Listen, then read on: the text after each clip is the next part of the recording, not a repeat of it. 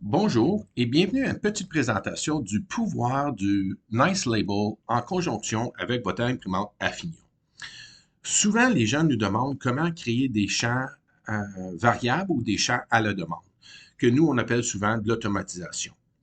Comme l'exemple de montrer ce matin, nous avons créé une étiquette de 9 pouces par 5 pouces et un quart de pouce. Nous avons inclus notre logo ici dans le coin juste pour la démonstration. Par contre, dans notre exemple, on va ajouter un graphique. Fait qu'on va aller le retrouver.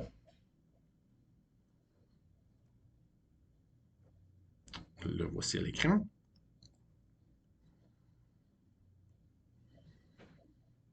On peut aussi l'envoyer vers le derrière. Fait qu'on a évidemment la possibilité de garder le logo ici dans le coin. Souvent, une étiquette comme ça a des demandes un petit peu particulières, qui veut dire à tous les fois qu'on imprime, certains champs doivent être modifiés. Pour éviter des erreurs de tape ou une recherche sur un calendrier collé au mur, on peut créer des champs à la demande. Fait que la première et la plus simple, évidemment, c'est un champ variable. Fait qu'en créant un champ variable, on le sélectionne et on sélectionne où on désire mettre ce champ-ci. Fait que là, je l'agrandis un peu pour l'exemple. Quand l'imprimante va lancer la job d'impression à l'imprimante, on a besoin de savoir c'est quoi ce champ-là, c'est quoi qu'on remplit. Fait que pour l'exemple ici, j'ai créé un numéro de... Ouais, excuse-moi. Un numéro de lot. Fait que juste avant l'impression, ce petit rappel-là va apparaître, puis on le va voir dans quelques secondes. Fait qu'on a ici évidemment un texte variable qui est représentatif par des points d'interrogation. C'est sûr que j'ai sélectionné différents items ici. Fait que juste avant qu'on imprime, on va avoir ce texte-là qui va apparaître. On doit avoir une valeur remplie. Et évidemment, on va se souvenir de la dernière valeur enregistrée, évidemment. Fait que pour une présentation visuelle, il faut créer un champ fixe. Fait que numéro de lot est ajouté par la suite. Fait que là, on va juste l'agrandir aussi. Là que les deux champs sont sélectionnés, on a aussi la possibilité de les aligner comme il faut. Et le voici. L'autre chose qui est extrêmement utile pour des gens, c'est évidemment, on va créer un autre champ fixe et ça va être une expiration.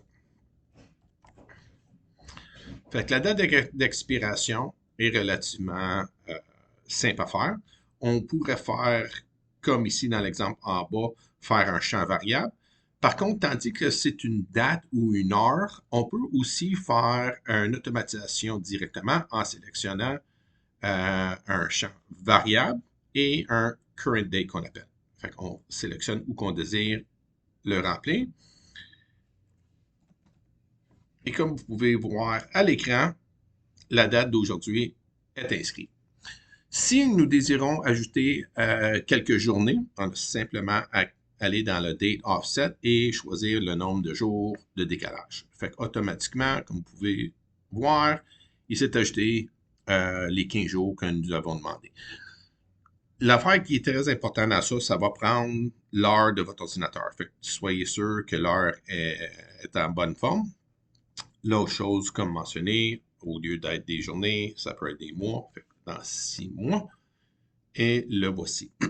Fait que nous avons créé deux différents types de champs automatisés, un champ de date et un champ variable.